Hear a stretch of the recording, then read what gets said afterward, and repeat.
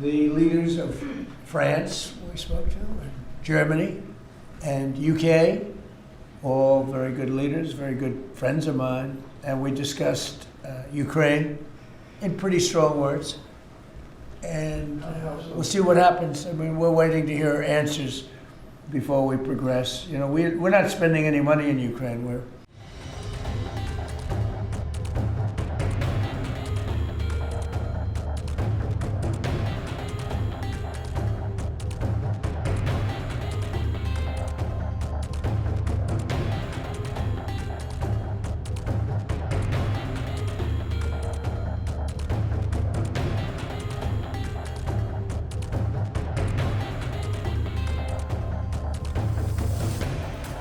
US President Donald Trump reportedly engaged in a heated and intense discussion with several key European leaders over the ongoing war between Ukraine and Russia, raising eyebrows in diplomatic circles worldwide.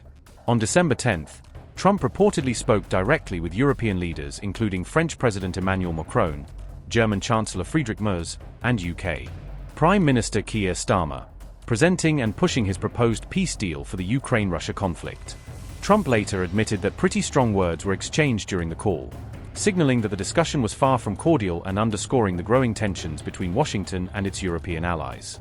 He also claimed that European leaders requested additional talks on the peace plan, but made it clear that they would only participate if the meetings were efficient and avoided wasting any time on unnecessary debate. Trump revealed that during the discussion he had sharp disagreements with Chancellor Merz, President Macron, and Prime Minister Starmer, particularly regarding personnel decisions and the involvement of key individuals in the peace negotiations. Growing frustrated with both the European Union and Ukraine, Trump warned that he might walk away entirely from attempting to mediate the war, suggesting that prolonged delays and disagreements could derail the US proposed peace effort. He added that sometimes, in complex international disputes, you have to let the parties involved fight it out on their own, hinting that Washington could step back if negotiations continue to stall. Can you tell us about that, and is there a new revised peace plan that Ukraine has presented?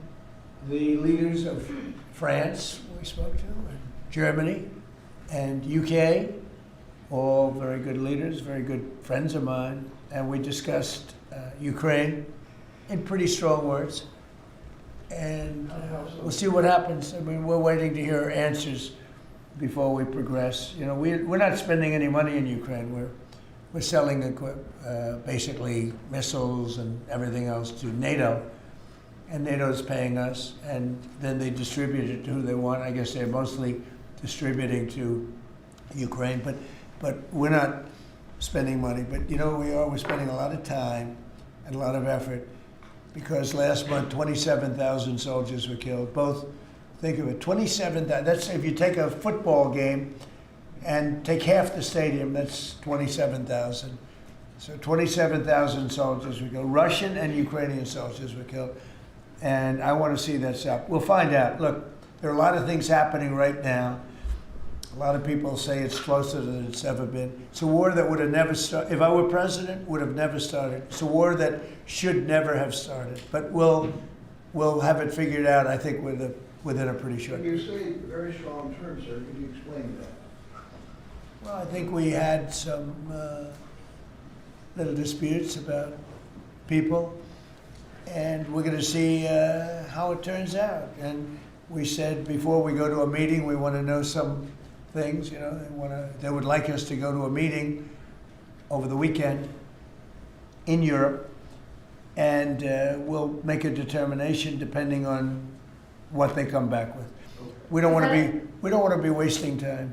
Sometimes you have to let people fight it out, and sometimes you don't. But the problem with letting people fight it out is you're losing thousands of people a week.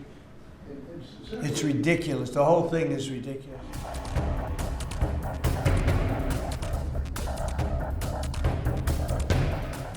In response, German Chancellor Friedrich Merz issued a sharp rebuttal, emphasizing that Trump's comments and his so-called strong words did not reflect the careful and coordinated diplomatic process Berlin had been pursuing.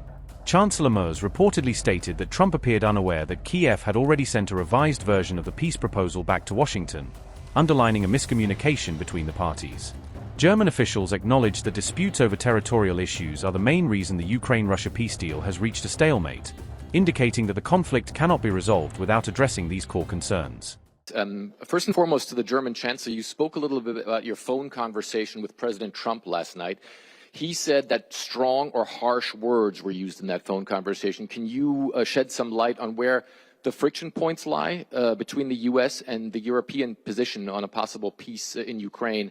And he also said the prospect was floated of him possibly coming to Europe this weekend to try and move things forward.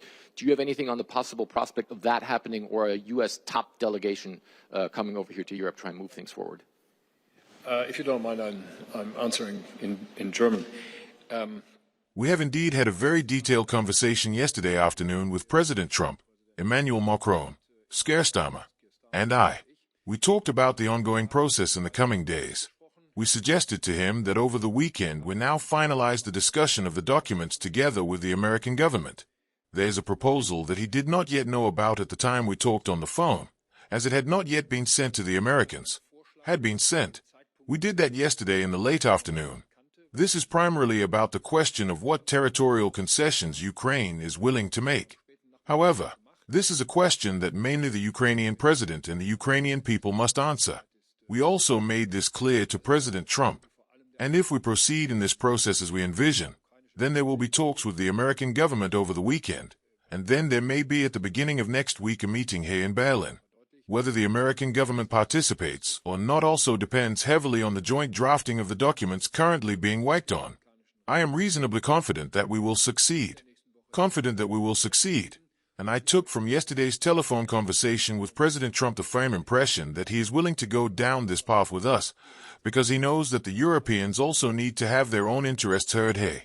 We made that clear to him in the conversation yesterday, and it was truly a very constructive phone call in this regard, where mutual positions became clear and mutual respect was also expressed.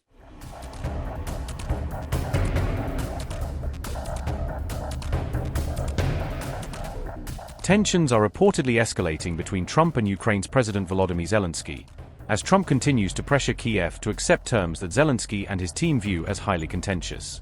Trump has been actively urging Zelensky to accept the US-drafted peace deal, claiming that the Ukrainian leader has not fully read or understood the proposals, adding friction to their bilateral discussions.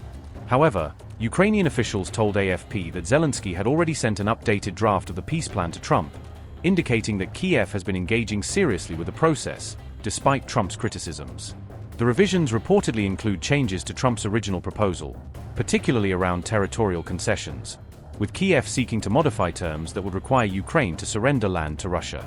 Trump has reportedly intensified his efforts to push Zelensky to hold national elections in Ukraine, arguing that they are essential for political legitimacy and the broader peace process.